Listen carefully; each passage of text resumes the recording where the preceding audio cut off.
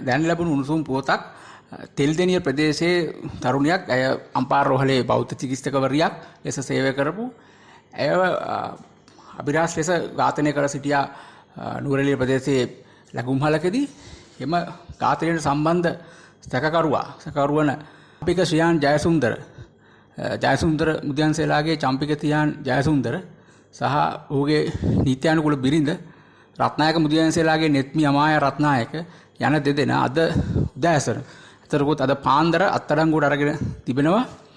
මේ අත්අඩංගුව සිදු කරලා තියෙන්නේ රොහාන් නෝලුගල ඇතුළු කණ්ඩායම. ඔවුන් දීර්ඝ ලෙස සිදු කර විමර්ශනයක අනතුරු ඔවුන් වැල්ලවත්ත ප්‍රදේශයේ තමයි රැඳී සිටින බව දැනගන්න ලැබිලා තියෙන්නේ. එහි සිට ඔවුන් යාපනය දක්වා ගමන් කරනකොට එහි මේ රොහාන් නෝලුගල ඇතුළු පොලිස් කණ්ඩායම විශේෂ පොලිස් කණ්ඩායම වලාන දූෂණ මර්ධනයේකේ ඔවුන් තමයි මේ අත්අඩංගුවට ගැනීම සිදු කරලා තියෙන්නේ. මුළු ලංකාවම බලාපොරොත්තු වෙච්ච සිද්ධියක්. මේ පුද්ගලයා සහ මොහුගේ බිරිඳ රට වටේම වංචනික ක්‍රියාවලට සම්බන්ධයි.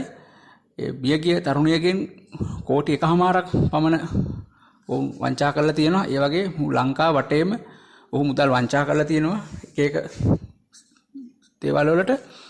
එතකොට මේ උසාවි කීපයක මේ පුද්ගලයාට නඩු තිබෙනවා. නමුත් මොහු ඉන්දියාවට පැන ගන්න උත්සාහ කරා බව තමයි දැනට ආරංචි තියෙන්නේ.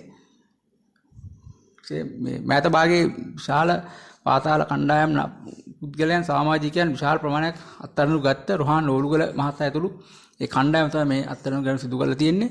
අපේ රොහාන් නෝලුගල සර් ඇතුළු ඒ කණ්ඩායමට අපේ ආචාර්ය මොකද රටම බලාපොරොත්තුෙන් සිටි දෙයක් මේ පුද්ගලයා අත්අඩංගුව ගන්න එක රටම කම්පා වුණා.